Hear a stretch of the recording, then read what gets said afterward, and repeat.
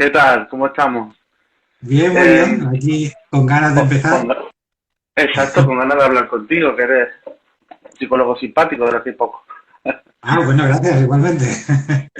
Muy Con bien. ganas. Eh, Tenemos además a mucha gente que se está conectando ajá. y bueno, me gusta a mí tener público, supongo que a ti también. Sí, y no estoy acostumbrado para nada. Veo que tú que haces esto, la primera vez que hago un directo de esto, ya te lo comenté. Sí. Que bien, que ganas, ¿eh? O sea, que la gente pregunte lo que venga Sí. bien. Yo hacía un poco de tiempo que no hacía directos, la verdad. Sí. Aunque parezca mentira, lo había dejado un poquito durante la pandemia. Es como demasiado saturado durante la pandemia todo en las redes sociales. Demasiado Twitter, demasiado YouTube. Sí, me estoy acordando. Yo más que contigo por Twitter, te conozco más por ahí. Y me acuerdo que en una época lo dejaste. Dijiste, uy, ya no aguanto más este estrés. A mí me pasó algo parecido un poco antes en esa fecha. Y De supongo que estar es igual encerrado, para la ¿eh? mayoría, ¿no? Que acaba siendo todo tu círculo social prácticamente y como, Buah, y todo eso hace un mundo, ¿no? sí, Eso también eh, pasa. exacto. Bueno, pues esperamos un poquito que la gente se conecte, como Sí, esperaremos un poquito. Por cierto, ¿qué tal se le escucha a Esteban?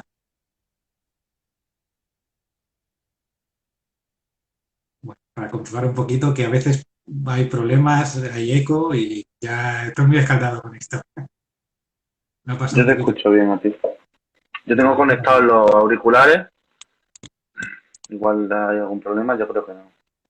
vale, un poquito la cámara. Tengo que reconocer que el tema este, Esteban, me abruma un poco, ¿eh? Porque los delirios es algo ahí fuerte, ¿eh? Y de hecho el otro día estuve Sí, hablando con un colega y es algo que muchos colegas nuestros se ponen tensos, ¿no? Y dicen, uff, es y es para un... ponerse tenso, creo, sí, sí. Sí, Desde sí, sí, luego sí. porque es como un prejuicio desde hace muchos siglos, directamente se ataca a eso, se ataca al loco con eso desde hace siglos ya, ¿no? Y antes Sí, de... Entonces es algo político también, como yo llevo la realidad y tú no, sí, ahora veremos más, pero claro, desde luego te estás metiendo, nada más que nombrar eso, estás nombrando que algo no va mal en el otro, ¿no? Es como un medio insulto ya, nada más que decirlo. O sea, es sí, para ponerse un poco tenso, ¿no? Y exacto. bien, ahora sí podemos desarrollar. Dice María Rosa que se nos escucha bien. Veo que ha entrado Rafael también. Rafael, buenas tardes. Sí, y la verdad es que sí, Buenas ¿no? Como tardes. mi colegio te decían, estás delirando. Y casi que le pegabas, ¿no? ¿Cómo te pasas? Sí, claro, desde luego, para montar un partido político y demostrar que no. Sí, sí, es verdad. Sí, además con lo de lo político tiene mucho sentido, ¿no? Porque realmente ahora la política se basa mucho en atacar al otro y como intentarle ver que está equivocado, Sí, ¿no? O casi, incluso casi, casi. hasta insultar a los Sí, votantes. Votáis mal porque no habéis votado a nosotros, que tenemos la razón, ¿no? sí, ahí se ve muy claramente. Yo creo que vivimos en una época que produce mucho de este tipo de, por lo menos en los países pues desarrollados con tanta comunicación, ¿no? Sí, sí. Bueno, Y bueno, pues no sé, puede bueno, ser. hemos dejado 5 minutos de rigor. Yo creo que podemos ir Vale, tirando ya. Además, bueno, que según vaya viniendo quien quiera. Simplemente comento algunas cositas del directo. Uy, que me atasco. El Instagram tiene un límite de 1 hora que básicamente corta de cuajo, no se corta aquí el pelo. Así que intentaremos que el directo dure 40-45 minutos para así dejar un poco de espacio para las preguntas. Evidentemente, podéis preguntar lo que queráis. claro. Si os apetece preguntar sobre la marcha, como comenta María Rosa, yo creo que no hay ningún problema tampoco. Eh, Mm, y algunas que veamos, digo, pues esto es lo mejor para final de la sesión, pues lo responderemos. Ya lo iremos diciendo, ¿no? Cuando vayan surgiendo las preguntas, ya estaremos pendientes del chat y alguna pues a lo mejor lo dejamos para final de la sesión porque tiene más sentido o sobre la marcha. ¿Qué más? Bueno, Esteban es psicólogo ya desde hace bastantes años y también filósofo, no sé si te puedo llamar filósofo también. Hay, sí, bueno, filósofos sin formación, porque, o autodidacta, pero puede decir, sí. He leído mucha filosofía durante la carrera, mientras trabajaba los estudios, pues casi que me estudiaba las dos cosas. Pero no me atrevo tampoco a decirlo, o por lo menos puntualizando de que no tengo la carrera de filosofía. Sí que tengo una página web desde hace ya 16, 17 años, que se llama microfilosofía.com, donde ahí escriben muchas personas, ha escribido casi 100 personas, 60, 70 personas, bastantes veces, de todas partes del mundo, en español, y bueno, estoy muy metido en eso, como que leo filosofía casi todos los días y escribo. Entonces, bueno, pues ahí está. Eso lo compagino con las sesiones y con la psicología. Muy interesante, la verdad. Veo que se ha conectado Aida y José Manuel. Bienvenidos. Bueno, pues, y Marpagui. Bueno, pues creo que lo lógico sería empezar definiendo un poco qué es un delirio, ¿no? De qué estamos hablando, ¿no? Me parece que es un término un poco confuso, ¿no? Desde luego. ¿Cómo empezamos? Yo diría que hay que empezar a decir que dentro del manual diagnóstico, ¿no?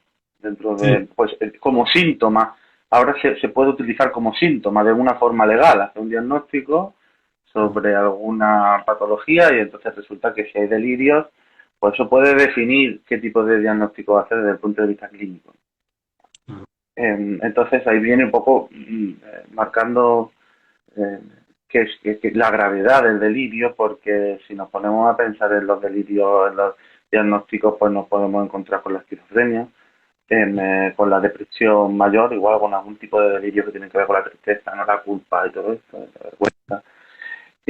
La bipolaridad, con algún tipo de delirio un poco más inestable y que surgen en momentos que no los puedes prever, ¿no?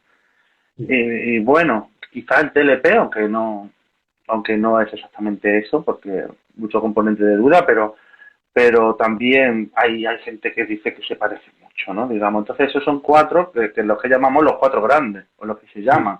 A mí no me gusta llamarlo así, pero sí, sí, las cuatro grandes trastornos mentales, ¿verdad? Así que ya vemos que aquí, sobre este síntoma, no es algo liviano, no es algo pasajero, que la psiquiatría o los manuales diagnósticos psicológicos no le dan importancia, sino que se la dan y mucho. Ajá. Desde luego, pero después, que es un delirio, porque por ejemplo en esto psicoanálisis se fijó mucho, y es algo en lo que se le ha atacado mucho a psicoanálisis, o a la clásico, psicoanálisis clásico, sobre que entonces se fijaba mucho en el delirio y casi que juzgaba ese delirio, ¿no? Por parte del terapeuta. Es como el terapeuta tiene la realidad, conoce la realidad, y el cliente que está ahí está esperando el juicio, está esperando casi que le digas cuál es la realidad. Este es el problema de tu relación familiar, de tal. Y tristemente los psicoanalistas antiguos pues ayudaban muy poco con el delirio, con este tipo de problemas, ¿no? Eh, Empezando por Freud, que hacía sus teorías y que, bueno, no tengo nada en contra de este hombre, pero es lo más famoso, ¿no? De cómo hablaba de la psicosis. Entonces nos encontramos, pero bueno, básicamente que es un delirio. Esto es la historia de que cómo se ha complicado todo esto tanto, porque es algo temible, ¿no? O sea, ya nada más que fijándote en eso te hace parece temible. Delirio básicamente es tener ideas delirantes que te producen percepciones delirantes o alucinaciones, y que eso se va consolidando en el tiempo o no, dependiendo del tipo, del problema, pero se hace más probable y genera problemas psicológicos bastante graves, ¿no? Antes de eso, o sea, eso va acompañado de otros muchos problemas, digamos, depresivos, o, en fin, que están sujetos, por ejemplo, a un miedo a algún estímulo, y que eso se va alargando, y cuando pasan muchos años, por el parece ser, ¿no? En la mayoría de los casos, por el mismo hecho de pensar, de darle vueltas, de buscar soluciones, se enreda todo mucho y surge este tipo de síntomas, llamándolos síntomas como intentando ponerme en el punto de vista del clínico, ¿no? Pero después yo creo que hay que fijarse más en qué es un delirio cuando uno lo percibe, ¿vale? Porque ahí todo va un poco como, hay muchos filósofos que han hablado de esto, me estoy ahora refiriendo, por ejemplo, a lo que pensaría Spinoza, lo que pensaría Deleuze, el mismo Nietzsche, Hegel y Marx también podrían tener una opinión parecida sobre esto, que el delirio es una diferencia, una distancia que hay entre lo que puede percibir una persona y lo que se puede percibir por el resto de personas que esté presente o en la sociedad, digamos, lo que está permitido por la sociedad, ¿vale? Lo que es digamos, la realidad, que es una cosa que va cambiando mucho constantemente, y lo que tú percibes sobre eso, que te hace sentir cosas, intensidades, que después le das tu forma, que se forman en pensamientos, en conceptos quizás que no te llevan a deducir correctamente qué es lo que tienes que hacer o no tienes que hacer, lo cual al mismo tiempo incrementa mucho ese miedo que se siente cuando estás percibiendo algo que tú lo sientes como completamente real, pero que es que se ha enredado mucho, ¿no? Claro. Y no Aquí, puede si me ser. permites interrumpirte un momentito, Sí, Esteban, me recuerda un ejemplo clásico, ¿no? De decir, bueno, pues yo escucho, me da la sensación de que están entrando en mi casa, ¿no? Y siempre es sí, el típico ejemplo de decir, bueno, ¿qué es lo que haces, no? Y de repente, dependiendo de lo que hagas, pues tú puedes comprobar si esa percepción es errónea o es correcta, ¿no? Sí, claro, si te quedas ahí debajo de las sábanas, ahí asustado, pues no claro, tienes la oportunidad de comprobar si esto es cierto o no es cierto, ¿no? O exacto. por el contrario, si vas a mirar a la puerta a ver si realmente has entrado, ¿no?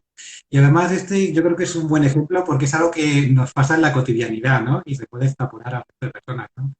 Realmente es muy fácil, sobre todo en un bloque de pisos que haya entrado el vecino de arriba o el de abajo y tú lo sientas como que has entrado en tu piso, ¿no? Con el sonido de la llave y todo eso, ¿no?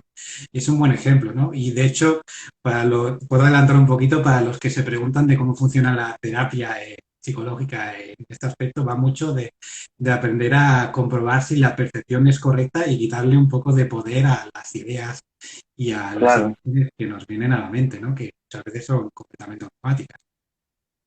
No sé si Sí, te parece un buen sí, ejemplo. bueno, sí. Después hablaremos de eso, ¿no? Eh, Pero, que no diga.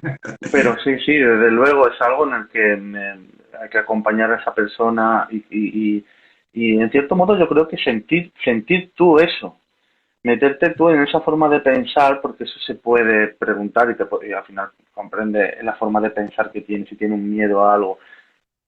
Tiene que ir acompañado desde el terapeuta creo que por curiosidad, lo primero, por mucha intimidad y comprensión, ponerte tú en el lugar del otro, ¿no? Y poder pensar eso mismo para que pueda pues encontrar las mejores preguntas, las mejores sensaciones y bueno, sentirte como esa persona, la verdad que sentirse comprendida, una persona que no se sienta comprendida en esos casos, yo creo que es más importante Y que además otra una cosa cosa. que has comentado también al principio, que la vida es compleja y puede ser que una persona te esté explicando algo y sea verdad, que no es la primera vez que pasa, ¿no?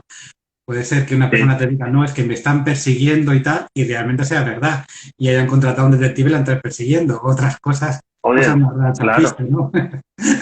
¿No? Es sí, como lo sí, que sí, pregunta aquí María Rosa, que puede ser presentimiento, puede ser realidad.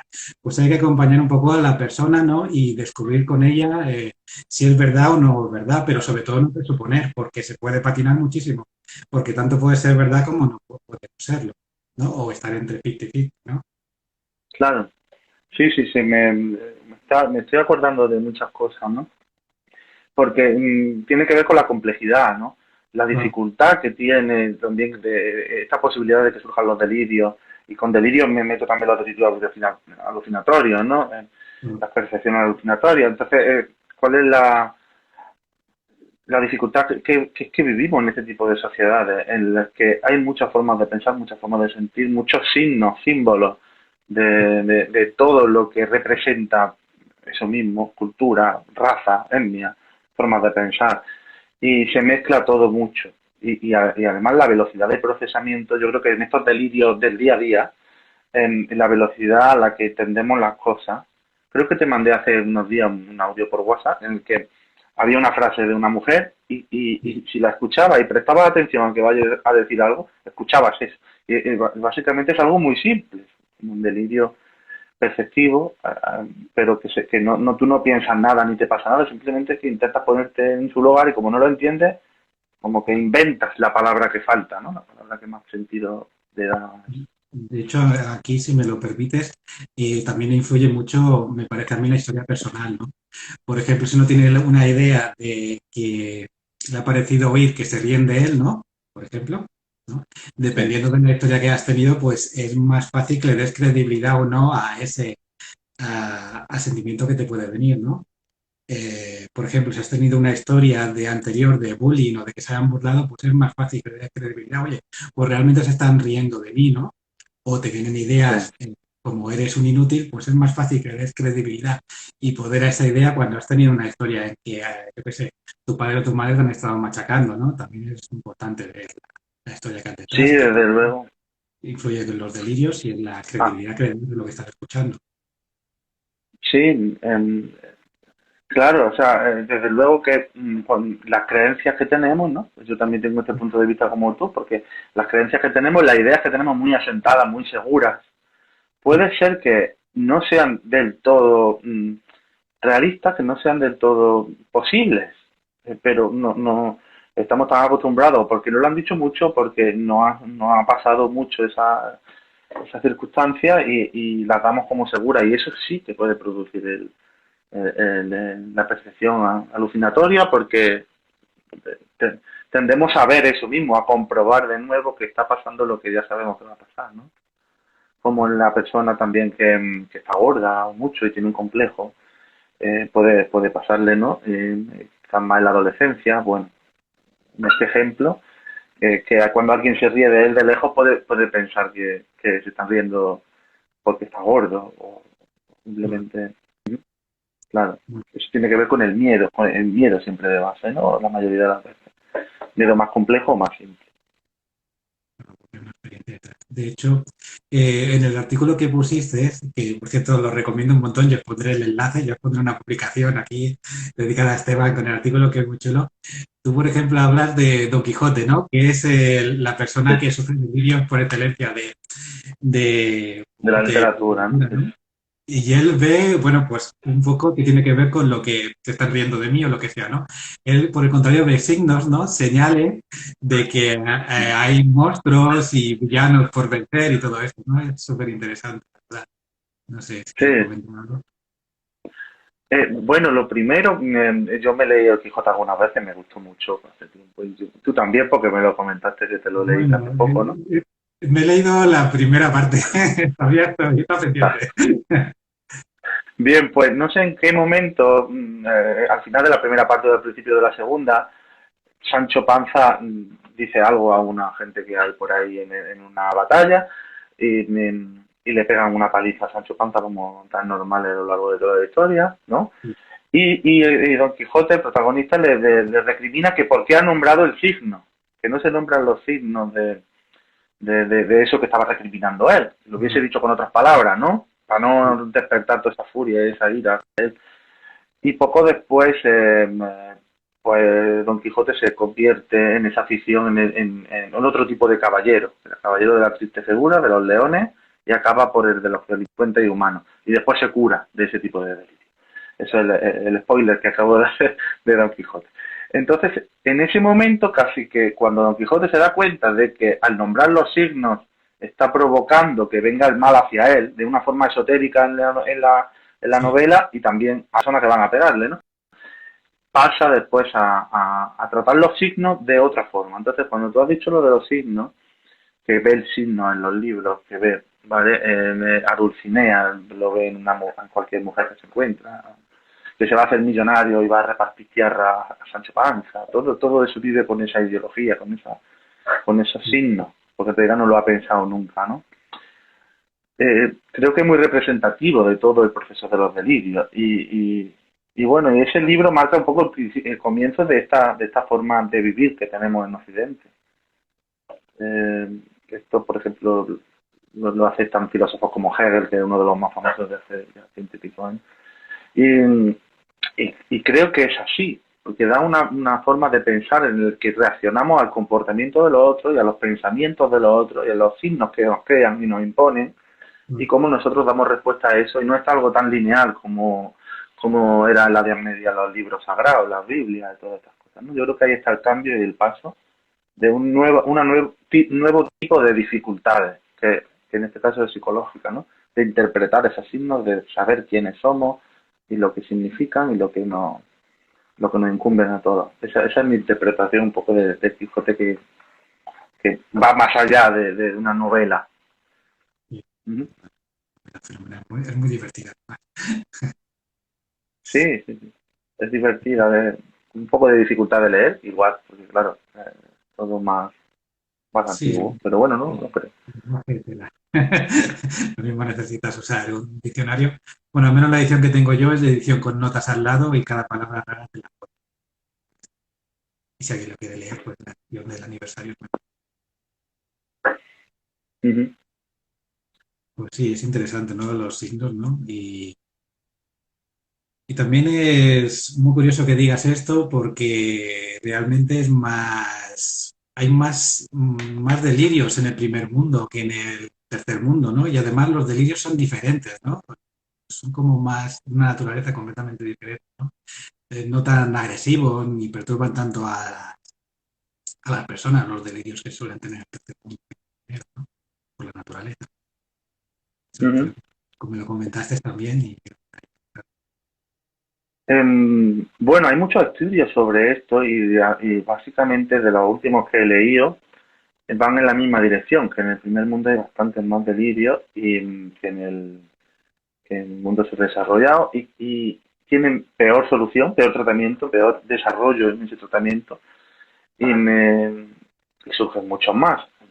Esto estaba del orden, en el último estudio que leí, del orden del 30% era en el mundo subdesarrollado los que no avanzaban y del 70 en el desarrollo. O sea, una diferencia sí, bastante grande ese tipo de problemas. Parece como que toda la, o lo que dan a entender este tipo de estudios, que toda la complejidad de vivir en este mundo hace que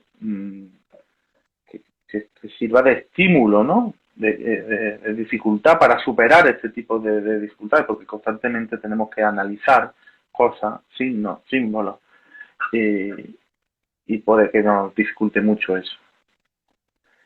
Eh, bueno, ¿cuál era lo...?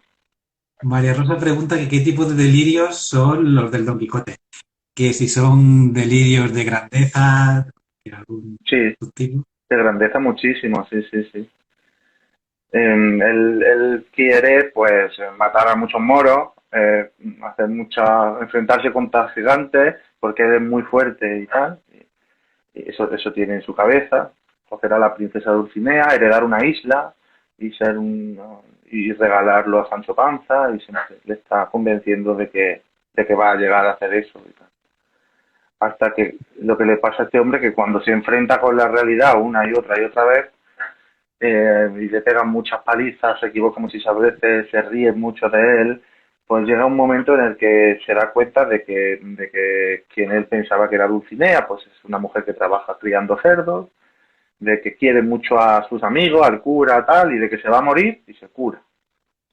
Eso dice la novela. Entonces sale de todo, sí, sí, deliria de grandeza mucho. Sí. Por otra parte es algo bastante común, José Luis, Sí, los delirios te refieres.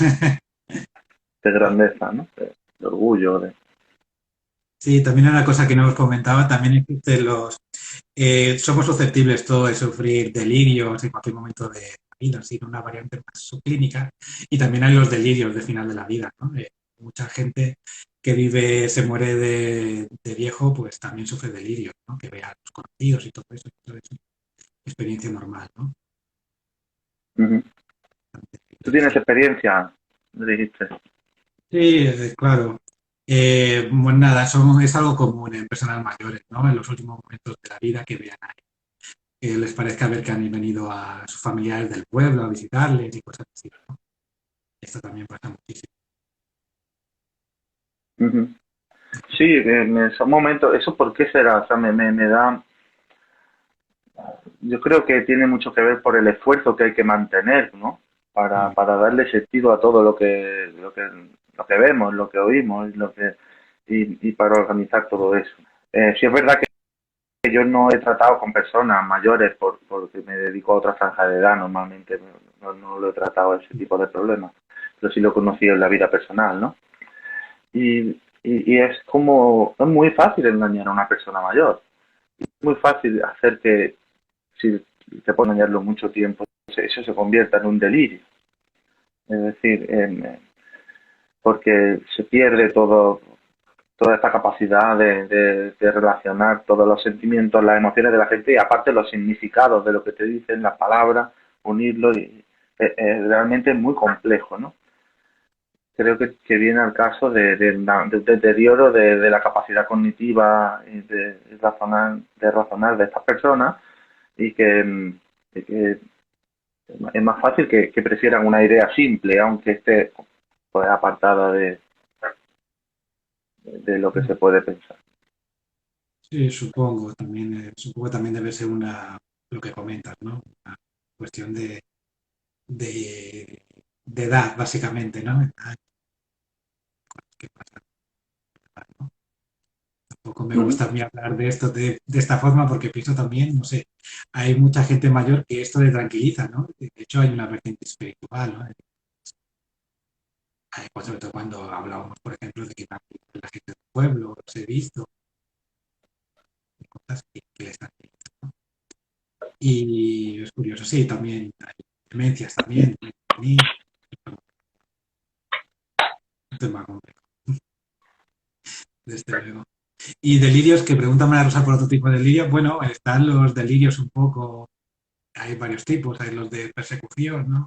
Los de ideas autorreferencial y... ujú. Sí, después se pueden catalogar todos estos delirios y están muy bien catalogados, no hay una investigación muy extensa, pero que va más para el diagnóstico clínico, porque hay diferencias yo creo que nos podemos quedar de una forma simple en decir que hay un miedo a algo. Ese miedo puede ser aprendido, puede ser aprendido por modelado, por ejemplo, de los padres. Se sabe que genéticamente esas dificultades pues se desarrollan más adelante, ¿no? En hijos y en etc. Em, pero más que nada hay un miedo a que te persigan, miedo a que te descubran, miedo a hacer el ridículo, ¿qué tipo de miedo? Hay miedo, pero no miedo a entrar en un ascensor, no miedo a pasear, sino son más complejos ese tipo de miedo, ¿no? Esto me ha recordado un poco a una pregunta que he hecho antes que le hemos dejado en el aire, que en los mundos desarrollados, países como en África, la gente tiene otro tipo de delirio. Ujú. Aquí suelen ser un miedo a que me persigan, miedo a que vean lo que digo y después no ¿vale? Miedo más, digamos, más civilizado, más de corte político, más institucional, por decirlo con tres palabras. Pero en los países subdesarrollados puede ser miedo a que me coma un león, ¿m? Miedo a que me parta una pierna y no me encuentre nadie, miedo al dios del Hakululu, ¿sabes? O sea, y puede ser que ese miedo que es más, mm, pues más agresivo, pues te haga reaccionar de forma más agresiva, ¿no? Sí, incluso hay culturas chamánicas que consideran que es una señal de los dioses, ¿no? De los espíritus. Y no produce la misma agitación que otra persona, considera una señal divina. Eso también. Sí, es forma de interpretación, en muchas Sí, culturas. claro. Yo creo que es algo. Sí, aquí, por ejemplo, hace poco estuvimos hablando de, bueno, un vídeo de lo que cuando pierdes una persona, que miras al lado y tienes la sensación de que está allí, ¿no? Cuando tienes una pérdida reciente, ¿no? Y claro, son cosas que te tranquilizan mucho saber que es parte del duelo normal, ¿no? Sí, Es muy diferente, ¿no? Y desde también es, luego. pues también es bueno que la gente sepa de que hay momentos en los que uno puede tener delirios, ¿no? Sí, no es algo que tiene que meterse en lo clínico únicamente. Desde luego que no. Sí que tenemos delirios todos los días, pero igual son imperceptibles, igual no nos damos ni cuenta, ¿no? Cuando escuchas a una mujer hablando detrás de ti, a un hombre en un supermercado, en un bar, tú puedes cambiar la palabra por otra porque es que realmente no estás muy atento a ello. Igual te has despistado y te has metido en otra conversación y has escuchado algo, he escuchado esto, he escuchado. Puede ser que no, puede ser que como te falta el contexto y todo, ese tipo de ideas son muy comunes, ¿no? Yo también estoy escribiendo un libro, tú sabes que lo hago a casa siempre cuando tengo retos, que se va a llamar Nuestros Delirios, que va un poco sobre eso, sobre los casos cotidianos. Yo jugué al fútbol hasta mi adolescencia, un poco después, y pasan muchos delirios en un campo de fútbol, por ejemplo. Hay mucho interés entre ellos, hay enfrentamientos entre los equipos, siempre van más o menos con un jugador. En un campo de fútbol, no jugando al tenis, etcétera, la situación hace que se cree mucha complejidad y que tomes decisiones, tienes que pensar muy rápido. Es un momento el de la competición en un deporte en el que se pueden producir muchos delirios y en este caso quizás inducidos porque estás en una lucha contra los intereses del equipo contrario, del jugador contrario. Yo creo que ahí también se crea mucho, claro, es como un juego de resistencia también en eso. Tengo que equivocarme poco, tengo que parar, tener la cabeza fría y darme cuenta de qué es lo que está pasando, porque como me equivoque mucho, voy a perder, pero rápido. Bueno, es Entonces, importante que comenten lo de fútbol porque es un deporte que funciona con bastantes señales, ¿no? Que tienes un árbitro ahí sí, señalando, poniendo tarjetas, y todo es muy dado a la mala interpretación, ¿no? Y a las interpretaciones automáticas, ¿no? Y precipitadas. sí, desde luego, en los deportes de equipo más complejos, en el baloncesto, el balonmano, hay mucho que hacer el entrenador. Yo creo que el entrenador es una de las figuras más importantes por eso. Sí, Hay un entrenador bueno que llega al vestuario y después del vestuario el equipo es otro. No ha cambiado nadie, el equipo juega de otra forma. Algo ha pasado. Le ha hecho comprender a esa gente algo. Esa gente ahora piensan diferente, se comunican diferente y hacen cosas diferentes que son más útiles. Toman mejores decisiones en las cosas. ¿No? Ahí creo que se ve muy bien este tipo de cosas. También en la política puede haber mucho de eso. Es más, en un contexto político, básicamente. Porque la realidad es un concepto político y si alguien tiene delirios es porque está fuera de la realidad, es decir, que está relacionado. Pero no me quiero meter en hablar de ese tipo de delirios, pero yo creo que son evidentes. Yo creo que son evidentes. ahora pensando en el deporte me acordaba de que muchos, en el fútbol sobre todo, han puesto varias cámaras, ¿no? Y muchas veces cuando no saben si es gol, si está en la línea o ha pasado, dicen, vamos a ver la otra cámara a ver si ha pasado la línea, ¿no? O la fotofinish de atletismo, ¿no? Que también es una manera de comprobarlo, ¿no? De quién ha empezado. Digo, ostras, ojalá esto estuviera en la vida real, ¿no? En la vida nuestra, ¿no? Porque así podríamos comprobar si Sí, esa percepción que tenemos es cierta o nos hemos colado, sí. ¿no? Por decirlo de manera bruta. Desde luego, y sigue habiendo discusiones sobre eso después de los partidos, de este tipo de cosas. En el tenis y en el fútbol se ha incorporado eso sobre todo, ¿no? Y sigue habiendo discusiones y sigue la gente diciendo que es mentira, que hay mucha interpretación ahí. Los aficionados me refiero. Hoy han preguntado, de ser bueno jugando, ¿a qué te refieres? Eso, no entiendo esa pregunta. De ser bueno jugando, me refiero de igual en el plano psicológico, ¿no? De ser bueno jugando, de tener la mente fría para saber interpretar con todo el número de signos que hay, cómo debería de jugar para ganar este partido contra esta persona, por ejemplo, en el tenis o en otra. Creo que es a eso a lo que se refiere, porque no técnicamente en un deporte o no físicamente de tener capacidad de resistencia, me refería más a la táctica, ¿no? Porque hay deportes como en el fútbol y el tenis se nota muchísimo. Eh, Eso también, son completos, ¿no? Aquí es muy interesante, ¿no? Supongo que el delirio de grandeza también, que uno se puede creer mejor de lo que es uno, ¿no? Eso también pasa Ajá. bastante, ¿no? Ahí, bueno, esto es una opinión mía o algo que intento desarrollar, ¿no? Pero cuando uno tiene mucho orgullo, ¿m? O se cree muy honorable. Yo tengo mucho honor, los demás tienen que ver que soy una persona con honor. Sí, Igual trata con ese desdén, digamos, o con ese sentimiento de que yo tengo honor y tengo que ir bien. Y además soy orgulloso porque hago las cosas muy bien y veo que el otro no las hace bien. Esto puede ser verdad, esto puede ser realidad, o sea, puede ser que haya una persona que sienta eso y que no sea un delirio.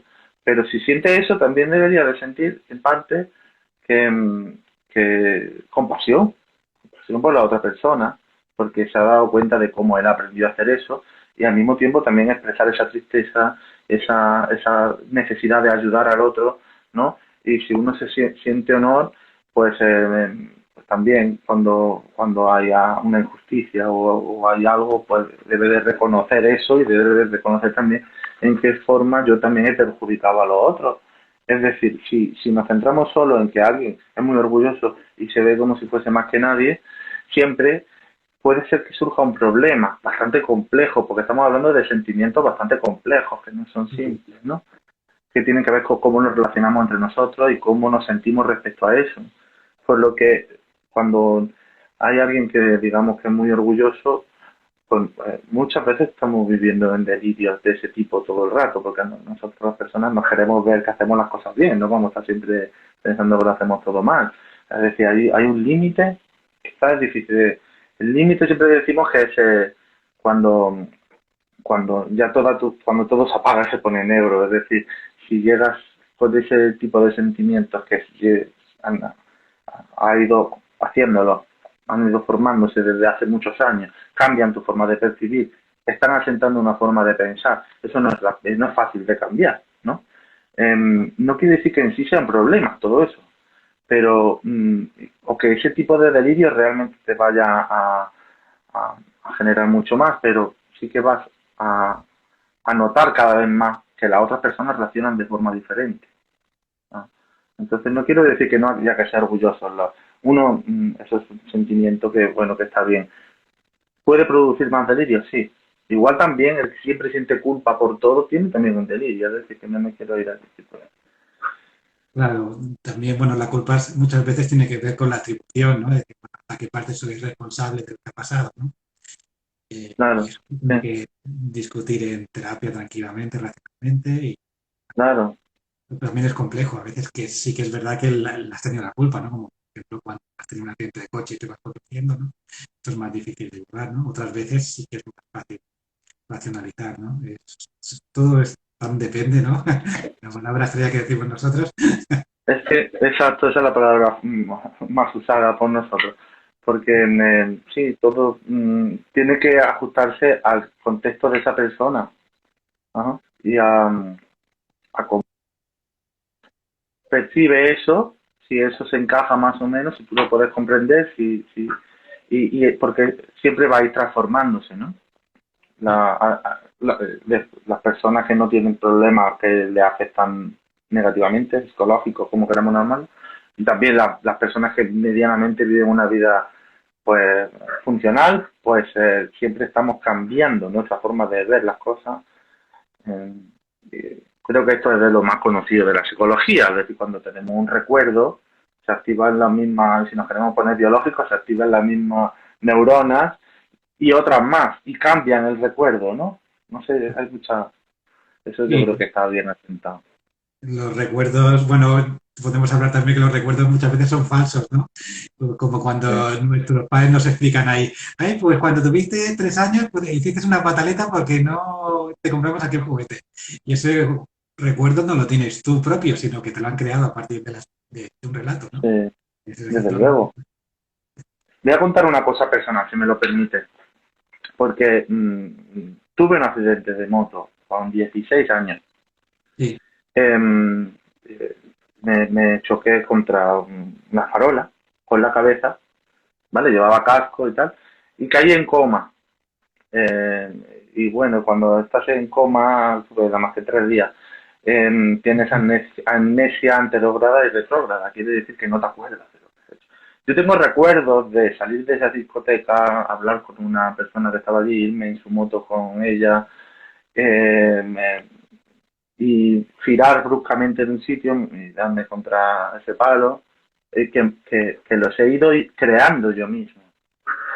O sea, desde luego que me imagino que tenga alguien por esto, porque bueno, yo he estudiado y soy consciente de que en un momento no sabía nada y después me lo han ido contando y ya lo sé. Pero es chocante que alguien que diga, no, pero si lo estoy viendo, no, pero si lo sé, si yo lo he vivido, y en realidad no lo has vivido, ni lo has visto, ni te ha pasado. Te habrá pasado otra cosa y el recuerdo de eso lo ha formado y está en tu cerebro, pues en tu cerebro, en tu mente, pues igual que cualquier otro que realmente se haya vivido. ¿Mm? Creo que estamos de acuerdo en esto, ¿no? lo Es algo completo, bastante. completamente. Sí. De hecho, Rafael Santandreu, que no soy un gran fan de este psicólogo, la verdad, creo que casi ninguno, explica un ejemplo de un cliente que iba a salir de la universidad y se encontró con dos personas que venían a atracar. Y él perdió los estribos, ¿no? Tuvo un secuestro de amígdala y les pegó una soberana paliza a los dos, ¿sabes? Y luego se fue a su casa y claro, y no supo nada más, pero claro, les dio una paliza que los dejó a los dos inconscientes, ¿no? Y él estaba con la idea de que, ostras, los he matado y pendiente del periódico para ver si había una necrológica o un anuncio de decir que han fallecido otras personas y tal. Y nunca llegó a nada, ¿no? Pero es el hombre pues evitando pasar por la misma estación de metro por si lo podían reconocer y tal. Y él explica que Desde luego. que la terapia tuvo que ir con volver, revivir mentalmente esta experiencia y luego ir al Porque metro a ver exactamente lo que pasó y, bueno, al mismo sitio en el para que pasó hacer, y a revivir esto, ¿no? claro, Que es lo que para llevamos hacerlo cambiar, evitando. sí, desde luego. Vaya, interesante. Yo creo que incluso si nos ponemos en problemas de ansiedad a estímulos, más estimulares físicos, más de he pasado por un sitio, me he caído, me he hecho mucho daño y después, por ejemplo, ¿no? Desarrollas un miedo muy grande a pasar por ese sitio y después a salir a la calle y después a hacer ejercicio que tanto te gustaba y ya después te quedas en tu casa y te da miedo hacer todo. Llega un momento en el que no recuerdas cómo empezó ese miedo. Yo Sí, creo que ahí también se refleja muy bien cómo la idea delirante toma un camino que no se olvida de recordarse, te olvidas de enfrentarte a ella, y a enfocarte en por qué te sientes así. No lo sabes, se te ha olvidado. Y eso puede generar otro tipo de delirio en problemas que no son de este tipo, sino que son miedo, ansiedad o a estímulos más físicos o actividades más cotidianas, pero que da cuenta o que hace ver que cómo funciona también en el caso de que se forman delirios, ¿no? sí, Creo entiendo. que es más común de lo que pensamos, es el prejuicio de nuestra época, en parte esto de los delirios. Sí. De hecho, ahora estamos con lo de el aprendizaje y tal, y parece que todo es aprendido y que todos nacemos puros, ¿no? Es como el mito del buen salvaje, ¿no? Sí, Y realmente los seres humanos somos muy irracionales y caemos en muchas equivocaciones y asumimos falsamente, hacemos juicios precipitados, bueno, una barbaridad. O sí, sea, que somos carne de cañón a todo esto y hacer sí. interpretaciones nefastas, ¿no? O no comprobar la realidad, ¿no? Sí. En este punto creo que, bueno, en todas las épocas tienen que pasar cosas. Venimos de una época muy idealista en psicología.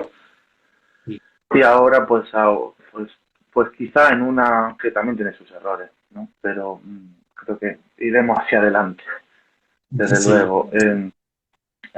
Sí, porque, a ver, hay un enfoque del que yo he estudiado y yo sé que tú también, la parte conductista en la que se basa la psicología más moderna, y pero que no pasa de llamar estímulos externos y estímulos internos, ¿no? Porque al final el estímulo externo se convierte en estímulo interno y entonces te condiciona, ya es una respuesta tuya, pero al mismo tiempo te condiciona más y te hace generar más miedo o otro tipo de respuestas más complejas al estímulo externo. Pero hay que salir un poco de ahí porque eso no creo que te llegue a dar mucho más posibilidad de reflexionar sobre eso y de cambiar cuando los estímulos se hacen cada vez más complejos, como es todo este tipo de sentimientos que se hacen cada vez más complejos, están relacionados con el comportamiento de los otros, de países, de culturas, de etnias. Entonces, está bien porque nos hace no irnos por las ramas y no ponernos, vale, entonces eso es una idea de que tienes de tu abuelo cuando te dijo tal y ya. No hacer como antiguamente, por ejemplo, podía ser un psicoanalista clásico, ¿no?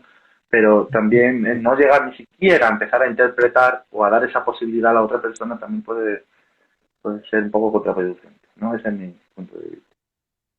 Ya te claro. digo que estoy formado en cognitivo conductual y conductual, me encanta, o sea, Ya pero veo, ese es el problema que tenemos hoy en día, en parte. ya veo. Bueno, nos falta ¿Han hablar un poquito preguntado, de... no sé, ¿han preguntado algo más? espera, no sé si me deja alguna pregunta. Me parece que no. Ah, bueno, María Rosa había preguntado antes. Delirio. Ah, bueno, que contradecir un delirio, ¿no? Bueno, esto es un tema complicado. Evidentemente, al principio de una psicoterapia, no, porque tienes que construir una relación. Una psicoterapia, primero va la relación y luego se va al trabajo. Sí, Y luego, poquito a poquito, pues se tiene que, lo que comentábamos, ¿no? Trabajar con esa persona como si en principio la tienes que creer y ver exactamente si lo que te dice es cierto o no. Pero nunca desde un juicio precipitado, porque como hemos comentado, a veces puede ser que incluso sea cierto o parcialmente cierto. Me parece yo, muy sí, difícil. desde luego. Contradecir un delirio en una sesión de terapia, no. Eso es muy difícil hacerlo en la vida real, porque estás viviendo en una relación social real con otra persona y tú tienes tu punto de vista y tienes que exponerlo y el otro, y hay como o sea, la convivencia normal, pues es muy difícil no contradecir a tu padre o a tu hermano cuando crees que no tienes razón, porque claro, vivimos en el mundo porque tienes que vivir con él y tener puntos de vista diferentes es lo normal, ¿no? Y es muy difícil, pero en la terapia no ayuda contra decir un delirio normalmente, porque eso habla más de ti, eso habla más de tu opinión sobre lo que le pasa al otro. Y tu trabajo es conocer al otro, ¿no? Entonces, ponerte a decir que eso es un delirio, no. Lo que se propone, o lo que el trabajo, que quiere conseguir es que sea la otra persona la que diga, ah, pues fíjate que yo me daba mucho miedo esto y ahora no me da, pero ahora me está dando ganas de hacer cosas y de hablar con X personas, ya no me siento incómodo o ese tipo de cosas más o menos quieren decir que ese tipo de delirios ya no están tan presentes, no hacen tanta fuerza. ¿Vale? Claro, lo que sí que también puedes hacer es trabajar un poco en el sentir, ¿no? De cómo te siente pensar esto y qué consecuencias tiene. Hacer un trabajo tampoco emocional, ¿no? Pero también puede ser muy interesante y esto sí que es. Pero esto no es controvertido, ¿no? Entonces, ver un poco las consecuencias de cómo se hace. Y Sí, evidentemente esto no se hace, como bien sabes, en las primeras secciones. sí. En un momentito, que a veces se me corta, es que tengo poca batería en el de este Ah, que se me vaya. apaga la voz, Bueno, pero que no no sé si es la batería o la señal, pero cuando me lo ya, genial ya. otra vez, ahora. Pero vamos, sí, te he escuchado. Creo que, bueno, para hablar un poco de lo que pasa en psicoterapia cuando hay problemas de este tipo, ¿vale? Porque se habla parece muchas veces que decimos, ay, esta persona tiene esquizofrenia, y cuando, imagínate, eso yo creo que lo escucharán todos y es para asustarse, es para, oh, esto tiene lo complicado, ¿no? Hay un diagnóstico psicológico que dé más miedo que la esquizofrenia. Es como decirle a alguien, tú ya, tu opinión ni la des, porque nadie va a hacerte caso de nada de lo que digas. Básicamente, o sea, da mucho yuyu eso, pero y es la esquizofrenia, pues la enfermedad de todos los delirios, porque se basa básicamente en delirios, en psicosis, en ideas delirantes, creencias delirantes, comportamientos delirantes y percepciones delirantes. O sea, básicamente nada de lo que hace esa persona tiene sentido. Esto es el prejuicio de nuestro tiempo, como estamos hablando, y nos pasa a todos en muy pequeñas dosis. Esto es mi punto de vista en general, que necesitamos de alguna forma el delirio, porque aquí viene un poco una idea en este caso es de Hegel, que decía que la realidad es la negación de la crítica. Es decir, es lo que puedo negar de lo que pienso, siento y hago, lo que yo puedo negar, eso es la realidad. Es decir, le intentaba hacer un marco jurídico para las democracias modernas y se supone que lo hizo. Pero eso tiene que ver con la psicología, porque si no negamos nuestros delirios, los que vamos teniendo día a día, cuando vemos algo, percibimos algo, decimos, ah, no, eso no puede ser, porque si no habría pasado X, que es en parte lo que hacemos en terapia de una forma más sosegada, más tranquila, ¿no? Sí, claro, Con la claro. ayuda de terapeuta, pues eso es lo que yo... ¿eh? Pues si no negamos eso, no ganamos esa seguridad, si no negamos lo que percibimos como, ah, esto es imposible y eso está cambiando de una forma natural, no tenemos esa seguridad para vivir completamente, digamos, adaptativamente o sin miedo a vivir. Porque creo que si tú lo has tenido, has experimentado en terapia, cuando una persona, digamos, que cumple o se parece mucho al diagnóstico de esquizofrenia, esa persona está asustada de muchísimas cosas, no sabe qué hacer, no se fía de nadie, tiene miedo a muchísimas cosas. Miedo a sí misma, miedo. Entonces, esto puede pasar pues por eso, porque hay que negar. Digamos que no hay que ser tan positivista en ese sentido. Puede hacer mucho daño animar a alguien o motivarlo para que haga algo, porque tú lo sabes que le va a venir bien, venga, va y lo haces rápido, corre, que así te vas a salvar, porque, ¿vale? Porque no es algo sano. Esa es mi forma de pensar y creo que hay que tener cuidado con eso, ¿no? Hablando de San Andreu, hay que tener un poco de cuidado con esa cosa tan positiva y tan cognitiva o en ese enfoque, ¿no? Que Y desde claro. luego que eso es la responsabilidad profesional de quien lo haga, pero no sé si tiene Eh, una opinión parecida. Sí, claro, evidentemente hay que adaptarlo al ritmo de la persona, que sí, ¿no? Y para lo que la persona se está preparado. Y también tienes que mirar los valores, ¿no? Que le hagas hacer algo que va en contra de sus valores tiene un recorrido muy corto. Claro, Y sí, además va a sentir mucho malestar. Y esto va en contra de lo que yo pienso y siento, ¿no? Y, y también le estás invalidando un poco, ¿no? Es decir, bueno, esto que pienso y siento y te explico, no te lo crees, ¿no? Y también es peliagudo, ¿no? Para que la sí. persona tenga mucho rechazo, ¿no? De hecho, Mm. además, mucha gente que no ha hecho psicoterapia nunca o que está estudiando psicoterapia muchas veces cae en el error, ¿no?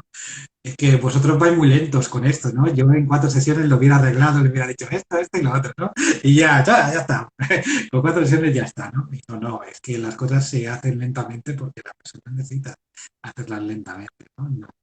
El ir Sí, tan frontal como, por ejemplo, comentar Rafael Santander puede ser muy peligroso. sí. Tanto como lentamente, digamos que amoldarte al ritmo que tiene la otra persona, porque hay veces que el procesamiento de la información es muy, muy, muy rápido, ¿no? Y en esas ocasiones puede ser que te digan, uy, qué lento vas, cuando habría que responder, y tú sí que vas rápido. Pero creo que hay casos, yo en mi experiencia hay casos que se solucionan bastante rápido, y en esos casos que se solucionan bastante rápido es porque lo ha solucionado la otra persona bastante rápido y se ha podido apoyar en ti en ciertos momentos para ganar esa seguridad o para comprobar pues lo que tuviese la duda o la inseguridad que tuviese, ¿no? Para comprobar la verdad, la realidad o cómo se siente. Sí, también es lo mismo que hacemos con nuestras personas y yo mismo he estado en psicoterapia, también he hecho un trabajo muy parecido, ¿no? De lo que es desarrollar la metacognición, ¿no? De aprender a pensar sobre nuestros pensamientos, ¿no? Porque evidentemente todos pensamos cosas que no nos llevan a ningún sitio bueno, ¿no? Mm, Y una ventaja que tú decir, bueno, pues este pensamiento le doy credibilidad, no le doy credibilidad, lo sigo, no lo sigo, ¿no? ¿Sabes? sí, Esto es muy interesante, ¿no? También hay una cosa, si me lo permites y tal, que los fármacos se considera la primera terapia de elección en esquizofrenia, ¿no? Pero no son infalibles. De hecho, por lo que tengo entendido, funcionan en un 90% de personas con esquizofrenia, pero hay un 10% que no funciona. Y además hay momentos en los que el fármaco deja de funcionar. Y en este caso, pues tienes que tirar de la habilidad de juzgar si eso que piensas o sientes es de verdad o no de verdad, te conviene seguirlo o no, ¿no? Incluso la mm, gente que hace psicoterapia, aparte de los fármacos, pues nota mucha mejoría, ¿no? Porque puede rellenar estos huecos cuando el fármaco no funciona de esa manera y también le sirve para los delirios normales de la cotidianidad. claro, Y sí, también tenemos, ya termino y no me enrollo mucho más, la experiencia de estas clínicas que han abierto en el norte de Europa, que hacen psicoterapia cognitivo-conductual únicamente, sin fármacos. Pero bueno, en España es un poco impensable porque son un porrón de horas y estar todo el día en una clínica y varios días a semana. Pero aquí el Estado nunca se va a gastar, lo ha demostrado muchas veces. No sé si sí. quieres comentar. Sobre eso es un poco preocupante, o sea, lo de los fármacos y hay problemas que quizás tienen un componente más biológico y creo que no hay que negar eso y creo que entra dentro de la capacidad de la persona y la elección de esa persona, aunque estos problemas, digamos, psicóticos, pues la elección pues de esa persona no sé, no va a ir por ese camino, pero si hay una solución, el fármaco si más o menos funciona. Ahora bien, no creo yo que realmente el problema se solucione, no estemos contentos de lo que hacemos, de lo que decimos, de lo que sentimos y ganemos esa seguridad. Y al mismo tiempo nos desarrollemos más y nos hagamos más sociables y nos llevemos mejor con nuestros amigos y nos gusten más nuestras aficiones y tengamos más ganas de hacer cosas y comprendamos cosas solo tomando fármacos, ¿no? Ahora bien, sí que digamos que somos biología, somos animales, estamos hechos de células organizadas de una forma muy compleja cada vez más y ahí está. Y puede ser que haya algún fallo, digamos, estructural que igual que, por ejemplo, las drogas como la marihuana, pues empeoran mucho el componente psicotrópico de la marihuana, pues haya otros fármacos contrarios a eso que hagan que no se falle tanto. Y hablando sobre esto, eh, ha habido varios estudios que me han sorprendido bastante sobre el CBD, que el CBD es la marihuana que le han quitado el componente psicotrópico, que solo no te hace delirar, no es tan perjudicial para estas personas que tienen delirios graves.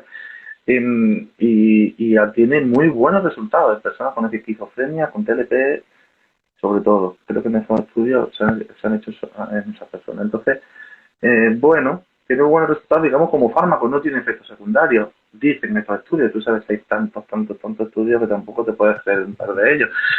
Pero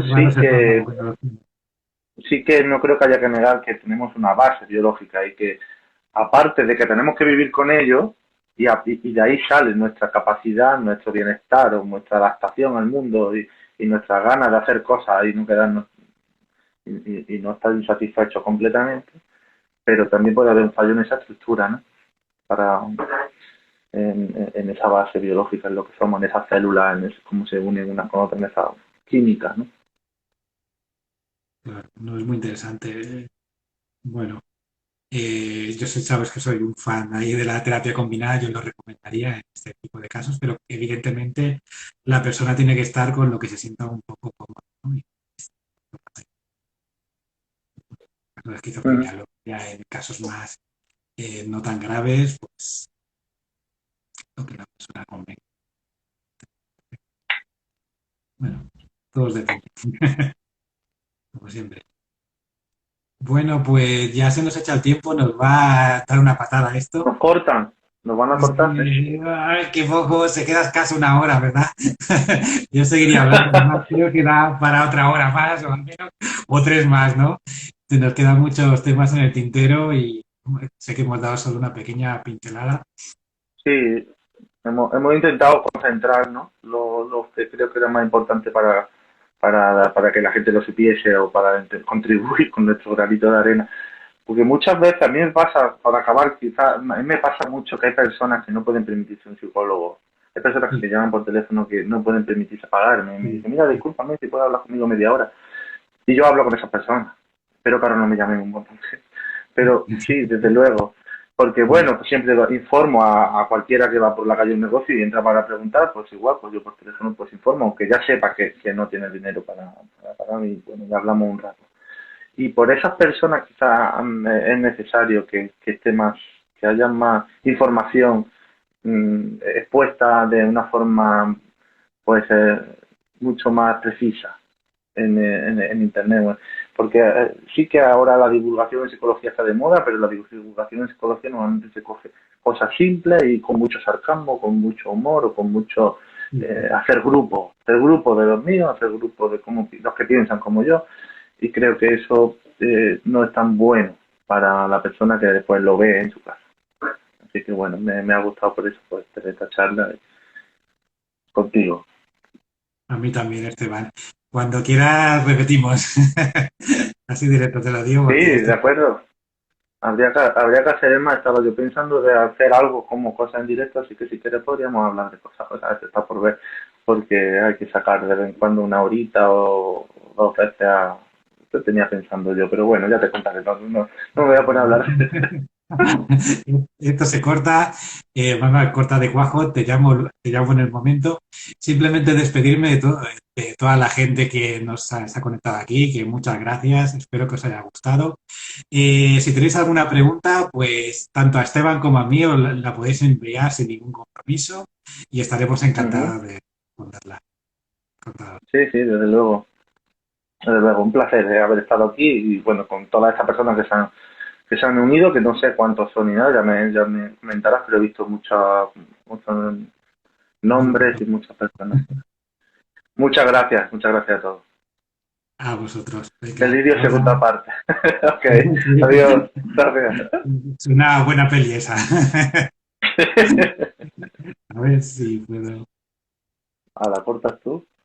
Corto yo. Venga.